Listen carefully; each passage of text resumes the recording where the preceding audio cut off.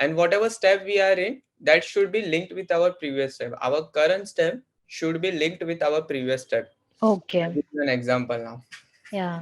Let's say I start with hypothesis. Mhm. So, and I did secondary research after my hypothesis. So in case study, recruiter do not want to see such case studies. I started with hypothesis, then I did secondary research, then I did primary research. This sounds like, it's kind of a templatized case studies. And in real Mhm. world, we solve problem in very different manners. So there are a lot of constraints into real world. Sometimes there's time constraint, technology constraint, also how many people are working on the project, how big or small are the project. So basis on that, we define what steps we should take and how should we approach towards certain problem. Okay. And Okay. in, let's say, if you do mock projects as well, your case study should resemble somewhat similar to what we do, what UX designers do into real world. Mhm. So Okay. most highly likely there will be very rare chances that you will make persona to any of the problem that you will solve in product company. Matlab, at Mhm. least in our level, a junior level, probably at senior level we could. And if the project is very big, then definitely we will. But at smaller cases, very limited chances that we will have this liberty of doing user persona and stuff. Okay. Okay.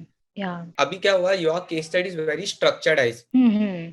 ये किया, फिर ये किया, फिर ये किया, फिर ये किया. Yes, yes. However, it should be, though you had a set pattern to follow, which you will do persona mapping and then you will do user journey mapping. However, you had that template to follow. It shouldn't come out that it was a templatized case study. Mhm. Now, Yeah. how would I write it? So here's an example. Let's say I had some assumptions about problems that user might have. Okay. So to validate those, I did secondary research. Okay. Here's how I will write it. I will not say ki I had assumptions and then I did secondary research. I will write I had few assumptions about what problems user might have. However, I wanted to validate those assumptions to reduce risk for the business. And because I had time, I thought spending XYZ days or spending 1 or 2 days on secondary research might help me validate my assumptions, which will reduce risk for the business. Now you see how I linked the step that I took with the reasoning, and I also gave business angle to it. Mm-hmm. Okay.